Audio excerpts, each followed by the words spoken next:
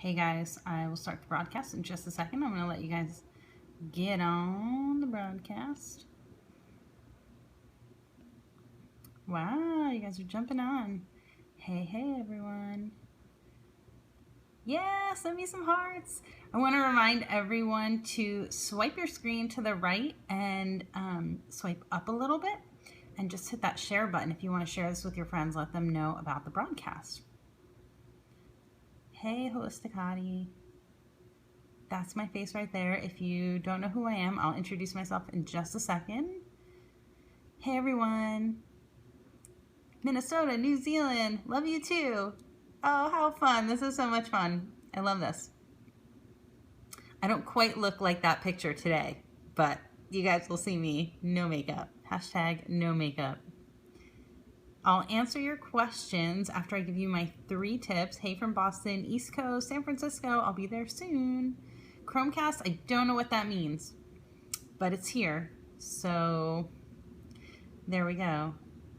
Oh, they did an update. I don't know if I did the update, but we'll see. Okay, I'll try and get to your questions about CrossFit at the end. I want to give you guys my 3 tips before we get started. So great, we have a bunch of people on the broadcast. Just a reminder, if you want to share this with your friends, just swipe to the right if you're on an iPhone, and then up a little and you'll see there's a share button. And then I think you just swipe up or down. I don't know if you're on Android. I'm not an Android user. Okay, here we go, guys. Hey, everyone. I feel like I want to turn the volume up. Is this up? Oh, here we go. I don't know if that'll help. Okay. Hey, everyone. So I'm going to do a really quick introduction for those of you who don't know who I am. And love you guys. This is so much fun. What's my hair doing? This is the part that you guys don't get to hear.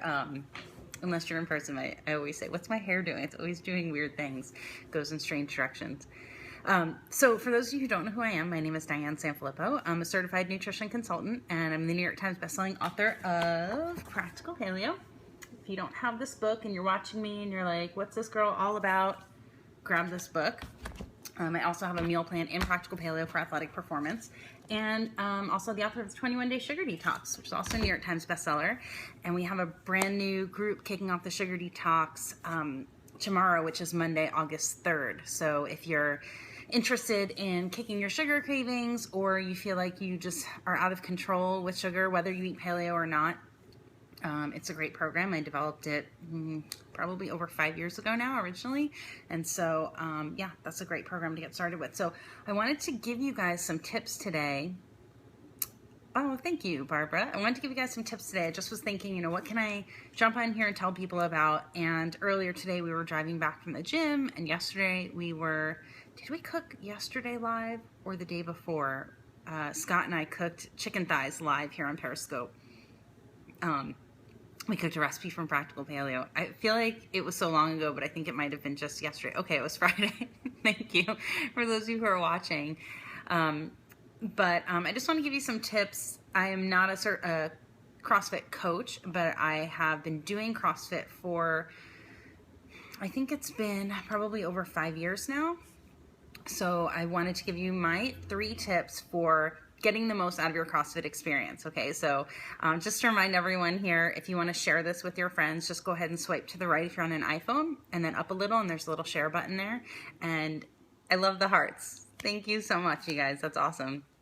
All right, so my first tip, and this is kind of if you're not already at a CrossFit gym, if you're not already a member, but this is kind of my number one best tip if you're new to CrossFit or you just want to get started with it. It's to try more than one gym. Chances are in your neighborhood or within, I would say, 30 minutes, there will be more than one CrossFit gym. If there's not, okay, you may be a little bit more stuck with whatever's available. But if there's more than one available, I would definitely try more than one. And I would even do that if you think you like the first one. Quite honestly, even if you like the first one, it'll just solidify your experience more to compare it to something else. And any gym that's out there that feels that their coaching is great and that their offering is really great will be confident to let you go ahead and do that. And I know that's happened many times. I'm wearing my Brazen Life t-shirt here. I'm a very proud member of Brazen Athletics here in Fairfield, New Jersey. They also have one in Hoboken, although we will be moving. So we'll be switching gyms. But I just wanted to tell you guys that I've been to many CrossFit gyms around the country, and people ask me all the time, I taught seminars around the country. I used to teach paleo nutrition seminars all around the country, and people would ask me if I trained at every gym that I taught at, and I didn't, not only because traveling and training like on the same day was kind of tricky for me because I wouldn't always have a lot of extra time before the event, but someone that trains at Redline. Awesome. I love the DeSeros. They are awesome people. They hosted me a couple of times.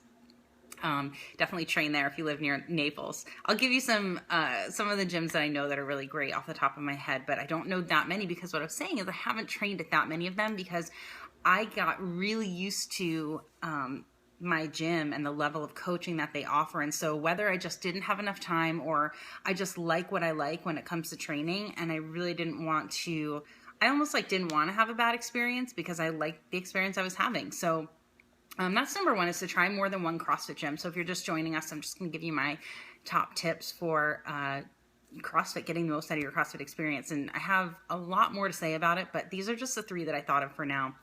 So that's the first one, try more than one gym. And if the gym that you're at, for some reason, if they like find out you went to another gym or they get weird about it, I would take that as a sign like that they're not that confident in what they're doing. I know that the coaches at my gym and the owners at Brazen, if somebody goes and tries another gym, they're very confident in their ability to build a great community and to coach everyone, that they're like, great, go ahead and try another gym and tell me what happens, because inevitably people do come right back. So that's the first tip. The second one is, if you're intimidated, if you're nervous, if you're struggling, to get one-on-one coaching. And most CrossFit gyms will require that you do some kind of either like essentials classes or elements classes, they'll call it, or onboarding or on-ramp. So most of the gyms will require, I'm going to say it'll be anywhere from like 3 to 12 classes. It really just depends on the gym. Hopefully it's more than 3. Hopefully it's at least like 5 or 6 classes. Just really depends on your experience level. So, if you come in and you've done CrossFit somewhere else for probably more than 3 to 6 months, that gym's probably not going to ask you to take an essentials class. I wouldn't be surprised if you're newer to CrossFit, let's say you did it for a month somewhere else, if a new gym requires you to do their essentials classes at their gym, because their standards might be a little bit different, even though the movements are all the same and what they teach and the coaching is the same. Like, I know that I've been to some gyms where they're like, well, you started a couple of weeks ago, you went through their elements classes, what have you, and, we want to make sure that you're moving to our standards. Sometimes they'll just give you like a one-on-one test with a coach and watch you move through different movements, and then that'll be enough. So I definitely say hey, Amber, I definitely say to get one-on-one coaching. And for those of you who follow me on Instagram, if you don't follow me on Instagram, I'm at Diane Sanfilippo there as well. But if you follow me on Instagram, you've seen me posting pictures of my parents doing CrossFit, and they're not doing regular classes. They're training 2-on-1 with a coach who knows how to work with masters clients. They're 67 and 70 years old, so they're not doing the same stuff I'm doing. In the essentials classes that I mentioned, actually my mom did go through essentials classes. She was training with regular classes for a little while. This was like probably 2 years ago now she did it, but it's anywhere, I don't know what they are everywhere, anywhere from like 3 to 12 classes that you'll have to do. So it may be like a month-long membership or something like that. And so it's going to vary from gym to gym. And I would say if it's not at least 5 or 6 classes, it's probably not enough if you're totally new. And if you're not comfortable, that's my second tip, is to get one-on-one coaching. So if you're not sure what you're doing, if you're still feeling nervous about going into classes, you can even get not necessarily one-on-one coaching, but maybe you have a friend who went through the essentials with you and you both feel a little bit unsure. Don't feel bad if you're like, I'm not ready to go into classes. It's still really intimidating for me, because I just think it's scary for a lot of people. And fortunately, when I started CrossFitting, I had been strength training for a long time going into it. So I already could squat pretty well. I could actually do pull-ups before I got to CrossFit. I'd been training on trapeze for a year and a half. Like, I had a really different background. And so I think that, what is this doing? This makes me laugh. I think it just depends on your background. So my third tip, and then I'll get to questions that you guys have. I'm happy to answer your questions.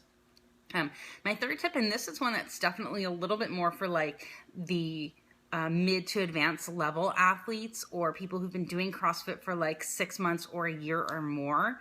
And that is to modify the workouts as you need to. And that may or may not be on your own. That may be just saying to the coach that day. I mean, at our gym, I think every single class that we have, when the coaches review the movements, the movement standards, what's in the workout, I love all the hearts for this part. Thanks, you guys.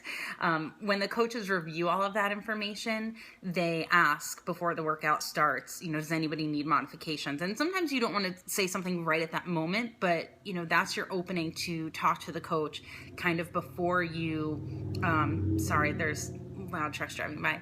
Your chance to talk to the coach before you get started with that lift. So for example, my right shoulder has just been kind of weird lately for, I don't know, it's actually been months that it just hasn't felt great. And I'm okay with that. I'm going to work on it. Scott works on it sometimes. My fiance is a chiropractor and he does soft tissue work as well. And so, all that to say that I haven't been snatching lately. So if you've seen any of my workout videos over on Instagram, you'll notice I'm doing a lot of clean and jerks and I haven't been snatching at all. And that's because a wider grip for me is not feeling so great on my shoulder. And actually I can feel it. Oh, it's like crunchy right now as I rotate. But I can keep a narrow grip and feel just fine pressing the bar overhead or doing a jerk. So if you haven't seen those videos, you can hop over to Instagram. You can find me at Diane Sanfilippo there. So those are my tips for you guys. Just to recap, one is to try more than one CrossFit gym because they'll absolutely be really different. The vibe is different. The coaching is different. The people are different. You have to give it several classes before you can really get the feel for it. But I would say if you're trying to get the feel for it, first and foremost, I would judge the coaching over like how you feel interacting with members because it is hard at first to integrate yourself. And until you start going to the same like 1 or 2 different class times over and over again where you really get to know people, it's hard to feel like you're part of that group. But once you're there more often, then people are like, oh, we didn't see you last week if you were out on vacation. But I think in the very beginning, the most important thing, number one thing, is to check that you're getting good coaching. The coaches should be reviewing movement standards every single class. That's what I consider to be the standard. I mean, of course, if a coach knows everyone in that class really, really well, the coaches all seem to, they get to know everyone's names and their level of fitness at the time. But if they know that you all know how to do an air squat, for example, and they don't review it, okay. But every week, if you're doing different lifts, there kind of should be a different focus and something that the coaches are talking about. And if that's not happening, go somewhere else. There's no reason for you to pay what you're going to pay for a CrossFit gym and not get coached. You can do it by yourself and not get coached. Okay. So, CrossFit gyms will cost anywhere from $100 to $300 a month. It just depends on the gym. It depends on the cost of living where you are. If you're in a more rural area where space is cheap and people don't need to spend as much on rent, like the coaches don't need to get paid as much to pay their rent, then you might pay less. But it's going to be anywhere in that range. And I've probably paid anywhere from $100 to over $200 depending. I don't think it should be more than like $250 tops in like some of the really higher end markets. But you are getting, you're getting group classes every single time. And that's kind of the basics of what I wanted to tell you guys. So it's try more than one. Get one-on-one coaching if you feel like you need it, or 1 to 2 or 1 to 3. Like my parents, I was telling you guys, and I post on Instagram, they get coached, the 2 of them, to 1 coach. And then modify the workouts as you need to, knowing your body.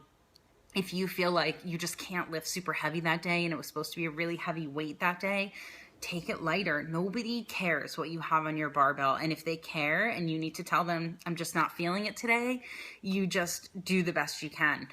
One of the things that I used to do a lot, I'll try and do a different Periscope video where I talk about adrenal fatigue and the stuff that I've done when I've gone through different phases. I wouldn't say it was like clinical adrenal fatigue, but just different times when I'm super tired and can't get the energy up to go ahead and do a standard workout.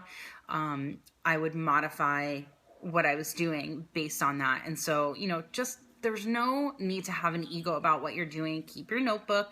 My way of deciding how I'm going to train is almost always based on the fact that I would rather be able to come in and train again tomorrow or the next day than be out for the next 3 months because I injured myself.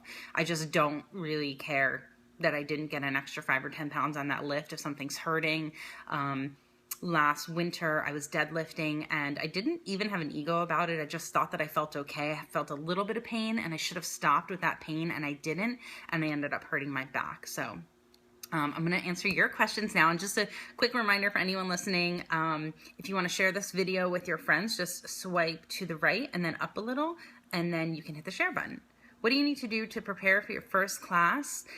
Hydrate that day and eat well. Don't show up starving. And that's what I would say. What would you say to people who are intimidated because they have a lot of body fat to lose? Oh, just get started. Some gyms may, I can't look at all the questions while I'm answering this. I'm sorry. Just try and ask them again. Some gyms have different types of classes. So you may have different levels of classes you can go to. I know my gym has a ladies class that people can go to. And I know the ladies who are in there really love it and don't even want to like assimilate into kind of the regular classes that we have. I personally like sort of love seeing someone who has a lot of body fat to lose at the gym more than I love seeing somebody who's totally ripped, because I'm like, that is freaking awesome that you got yourself to this gym and you're just getting to it. You're getting it done. I think 99% of the time, I can't speak for 100% of the people, I think gyms feel really happy to have somebody come in who has a long way to go, because they know that they're going to change your life and that they want to be a part of that. And nobody cares that you are lifting less. And if you're the last one to finish, you're going to have everybody cheering you on to finish your workout, which I actually hate that. I'm like, don't look at me. But I think I actually love that camaraderie. Like, you all just went through a workout that was, somewhat painful probably. And you have this feeling at the end of a workout of just camaraderie. Like, people are high-fiving you or saying great job. It doesn't matter what you even did. Like, people will say great job to me, and I don't even think they knew what I was doing. I wasn't even doing the same workout as them for whatever reason, because I modified it. So that was the answer to that question. You're right. We all pump each other up. Totally.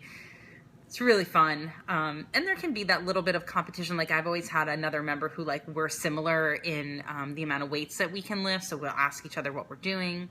Recommended carb range to support consistent CrossFit activity on a paleo diet. So that's something that in Practical Paleo, if you have a copy of it, you can turn to, I'm going to just flip it open to show you, because you may not be aware. I think some people have the book and like forget all the content that's in here. There's a meal plan for athletic performance in the book. So it kind of talks about this page here, the diet and lifestyle recommendations. I'm just going to refer you to that. There's not a specific number of grams that's going to be the same for everybody, because even if I said to eat more carbs, and there's also, you have the book. Awesome. I love your little avatar there. That's a piece of bacon. Oh, this is an older copy. I tore the tear-outs from the back. And I don't know what page the chart of paleo-friendly carbs is on, but like, if I were to say just eat more, what that means for me versus Scott, for example, would be really different. My fiance, who's, got quite a bit of weight and height on me, and so he needs to eat more than I do. But generally speaking, including starchy carbs after your workout in order to replenish what you burned in that workout. How long do typical workouts take? Do they range in length? Yeah, they range in length. The classes are pretty much always 1 hour, but your workout will be anywhere from it depends on the type of workout. Sometimes you'll do a strength portion and then what we call Metcon, which is metabolic conditioning, and that's like the cardio workout. And for those workouts, you're intended to go as hard as you can for that entire period of time. When you're newer, thank you. When you're newer, you will feel like it wasn't that hard, and that's just because you can't go that hard yet, or you're not that capable of lifting heavy weights. I remember in the beginning, one of the workouts we did was probably 10 minutes, and I was like, that's it. And now looking back, I'm like, I can't believe I said that. I was such a jerk for saying that. But because your strength and your stamina is not at a place where you can go super hard. Like, if that workout was a 10-minute AMRAP, for example, so that means as many rounds or as many repetitions as possible of a certain workout for 10 minutes, chances are, if I'm new, sorry, I don't know why my nose is running. If I'm new, I'm going to not feel like it was that hard because I couldn't go that hard or I couldn't lift that much. Whereas if it's a 4-time workout where it's like, do 3 rounds of this and you do it in however much time it takes, say it takes you 20 minutes because you're new and everyone else finished it in like 10 or 12 or even 15. Their workout was harder. It took them less time. They probably lifted more weight, but they did it faster. And so it just varies like that. But the classes are usually 1 hour and the workouts will vary. And if you're new and you feel like it wasn't enough of a workout yet, just hang with it because that'll change. Here's the other thing that happens when you're new. You guys have to give me hearts for this if you went through this. You'll walk in and look at the board and there'll be an abbreviation and you're like, I have no idea what that means. Or, you'll be like, shoot, which is a clean and which is a jerk, because none of it makes sense in the beginning. I'm like, I don't know how many times I had to go look it up. And I was like, what does HSPU even stand for? What does that mean? You guys all have had that experience. So HSPU would be a handstand push-up, like stuff like that is just hilarious. Recommendations for CrossFit while pregnant. Make sure that your coaches know what's going on even before you might tell some other people. I'm not a doctor. I don't know what to tell you with this, but I wouldn't start CrossFitting if you got pregnant and you haven't done CrossFit yet. But we have a ton of women at our gym who are pregnant, and I'm like, you guys stay away from me. Is it contagious? Like, they're all getting pregnant. But and they're all like around my age. I'm like, no, I'm not gonna have a baby.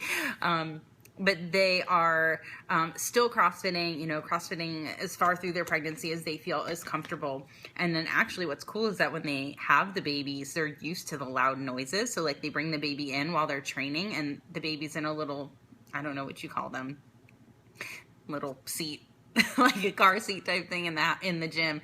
And the babies are sleeping through the weights dropping because they're so used to it, used to that sound. So it's pretty cool. Excuse me.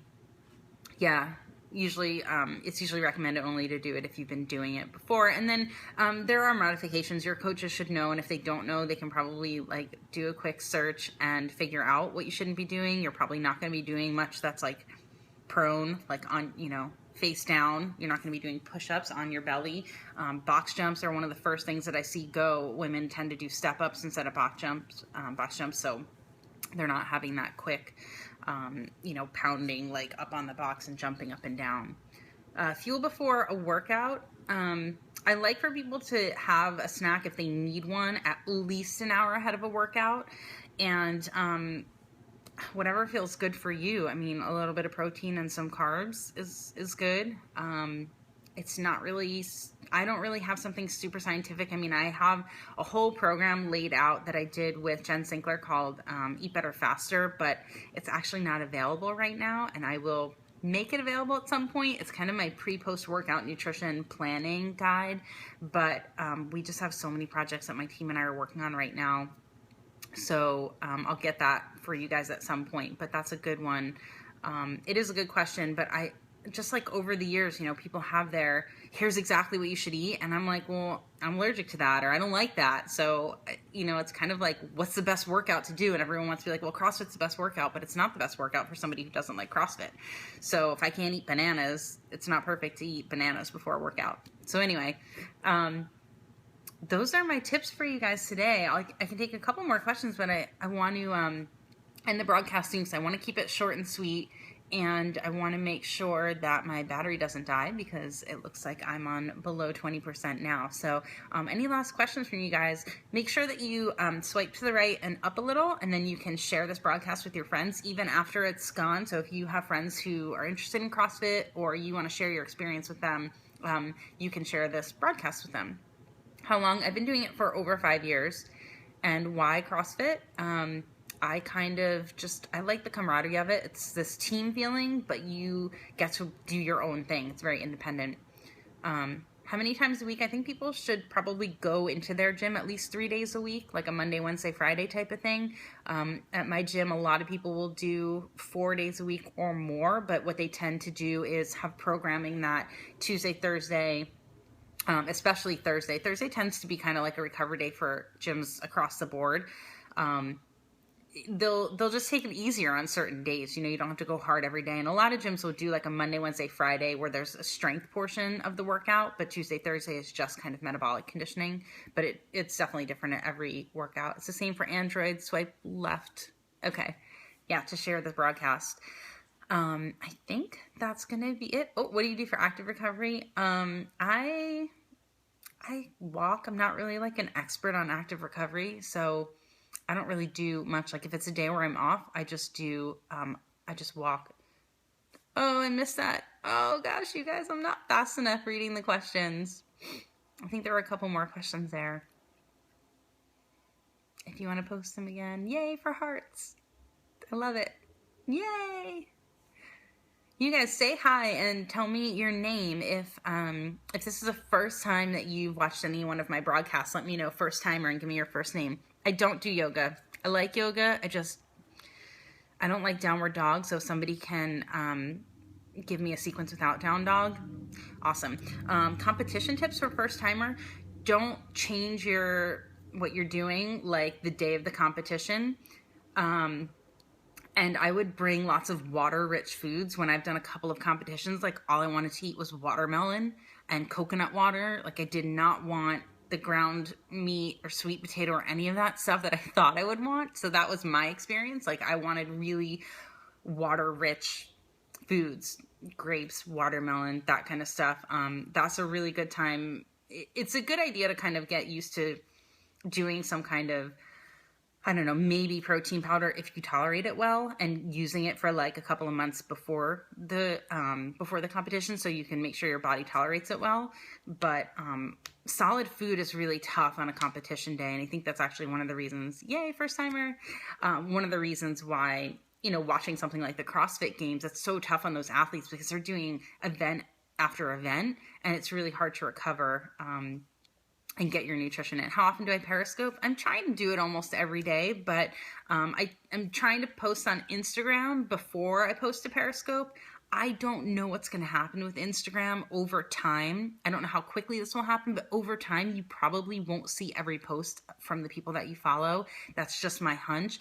But I won't have a schedule for Periscope because something that I've learned about myself this year, I am listening to Gretchen Rubin's podcast called Happier, which I love it. If you listen to podcasts, well, I should probably tell you that I have two podcasts. One is called Balance Bites, and it's about health and nutrition with myself and a co-host, Liz Wolf. Give me some hearts if you guys listen to Balance Bites. And then I also have a podcast for business and marketing. So if you want to learn about being an entrepreneur and tips for business and marketing, it's called Build a Badass Business. But one of the things I learned from Gretchen Rubin, not necessarily from her podcast, but a bit from her book, is that I am a rebel tendency. So what that means is I don't do well with schedules. And so if I told you every day at X time, I don't think that would happen. The best I can do is say I'm going to do this as often as possible, possibly every day. I think I'm going to try and do a scope every day for the 21-day sugar detox this month. I'm not sure if I'm going to do it on this account or over on the 21DSD account. You can find, this is a 21-day sugar detox book. You can find the 21-day sugar detox at the 21-day sugar detox.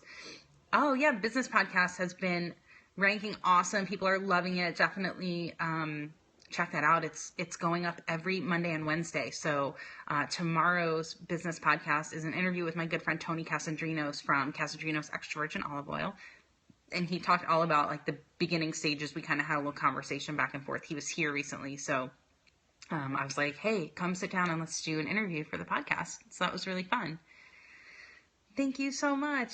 Yay, I'm glad you guys listen. So much to tell you. So anyway, thank you guys. I just want to wrap it up by saying thank you. And I will probably be broadcasting as often as possible. When Scott and I do our cross-country drive, we're probably going to scope every day because it's like way more fun to not be alone on the road. So that'll be really fun. I'm hoping that we have a good connection through random states, but I think that'll be really fun.